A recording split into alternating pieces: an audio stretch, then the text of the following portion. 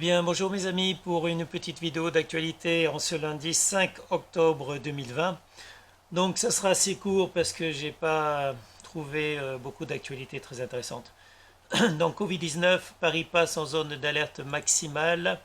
Matignon a annoncé dimanche de nouvelles mesures restrictives pour 2 semaines à compter de mardi pour Paris et sa petite couronne.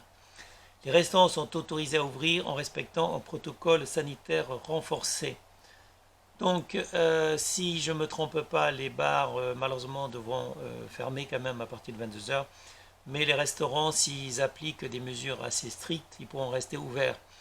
Donc, il y a des distanciations sociales, tout ça. En fait, les règles, d'après ce que j'ai vu aux informations, n'ont pas été très claires. Et les restaurants essaient d'appliquer les règles en fonction de ce qu'ils ont compris, en fonction de ce qu'ils ont lu, mais ils n'ont reçu aucune note. Donc le gouvernement n'a envoyé aucune note aux restaurateurs et les restaurateurs, chacun va essayer d'appliquer, ils vont essayer d'appliquer des mesures assez strictes de façon à pouvoir continuer à rester ouverts. Les générations futures paieront la note sociale héritée d'Emmanuel Macron. N'en déplaise à Olivier Véran et Olivier Dussopt, la fin du trou de la Sécu maintes fois annoncée n'est pas pour demain et le nier est une faute politique que les générations futures ne sont pas prêtes d'oublier. Donc effectivement, les Français vont continuer, vont devoir payer les dettes faites par Macron et son gouvernement. On se rappelle peut-être que du temps où Emmanuel Macron était Premier ministre, plutôt ministre de l'économie sous François Hollande, il a été un très mauvais ministre, il a fait perdre énormément d'argent à la France.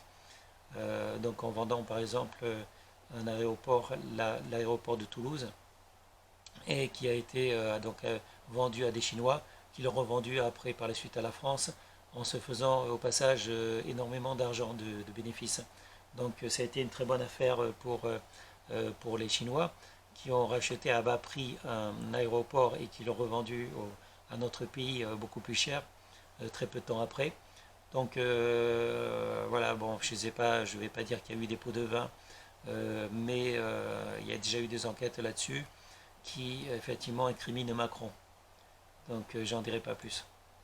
Dette publique qui va payer la facture, alors que le gouvernement martèle qu'il faudra rembourser les emprunts contractés à cause du Covid-19, les ménages ne sont pas à l'abri de sévères mesures d'austérité dans les années à venir. Une dette se rembourse toujours, martèle notamment Bruno Le Maire, le ministre de l'économie. Mais comment quand on sait que l'an prochain, la France a prévu de lever 282 milliards d'euros nets de dettes. Et oui, depuis la crise de Covid-19, le gouvernement Macron n'arrête pas de faire des dettes, d'emprunter de l'argent. Et le ministre de l'économie, qui est actuellement Bruno Le Maire, dit qu'il faudra qu'on rembourse cette dette. Mais bon, c'est une dette contractée par Macron et son gouvernement. Et personnellement, je ne me sens pas du tout responsable de la dette contractée par quelqu'un que je n'ai pas élu. Donc je n'ai pas voté pour Macron et les mesures qu'il prend ne sont pas en faveur des Français. Donc les mesures prises par Emmanuel Macron sont pour moi complètement négatives et vont à l'encontre des intérêts des Français. Donc je ne me sens pas du tout, c'est comme un peu François Hollande d'ailleurs, les mesures que François Hollande a prises, par exemple quand il décidé d'annuler simplement la dette de certains pays qui nous devaient l'argent. Bon, François Hollande l'a fait, Emmanuel Macron l'a fait également. Donc c'est bien beau de supprimer les dettes que des pays nous doivent, effectivement, mais ça serait mieux de supprimer notre dette à nous.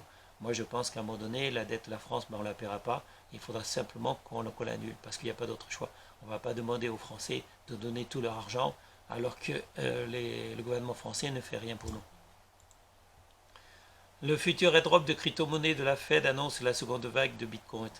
Donc la Fed est la Banque fédérale des États-Unis, c'est une banque privée d'ailleurs. La contamination de Donald Trump semble avoir produit l'effet psychologique suffisant pour sortir le Congrès US de l'impasse partisane. Les dernières déclarations de Nancy Pelosi suggèrent fortement qu'un deuxième chèque de 1200 $ est en route pour chaque Américain. Un chèque qui pourrait bien être versé sous forme de crypto-monnaie. Donc la BCE annonce sa crypto-monnaie. Une crypto-monnaie, c'est comme le Bitcoin, c'est une monnaie numérique qui est basée sur rien. Donc la BCE veut créer une crypto-monnaie, la Fed également. Donc la Fed qui est la Banque fédérale des États-Unis. Mais ce que j'apprends, c'est que les États-Unis ont déjà versé un chèque de 1200 $ pour chaque Américain et que le gouvernement américain est en train de, va sans doute offrir un deuxième chèque de 1200 $ pour chaque Américain encore, alors que nous, Français, on n'a jamais rien reçu. Des privilégiés ont reçu de l'argent. En tout cas, ce n'est pas mon cas. Donc ceux qui ont travaillé, ceux qui continuent à travailler malgré la crise, comme moi par exemple, n'ont jamais touché le moindre euro. Donc que ce soit pendant le début de la crise, pendant toute la durée de la crise ou pendant l'été par exemple, je n'ai touché aucun argent de la part du gouvernement ou de la part de la CAF. Donc c'est bien beau de travailler, c'est bien beau d'être dans les comment dire, salaires modestes, mais nous, le gouvernement français, n'en a rien à foutre de nous et nous a rien offert, alors que le gouvernement des États-Unis, il continue à donner de l'argent. Pour la deuxième fois, il va donner un chèque à tous les Américains.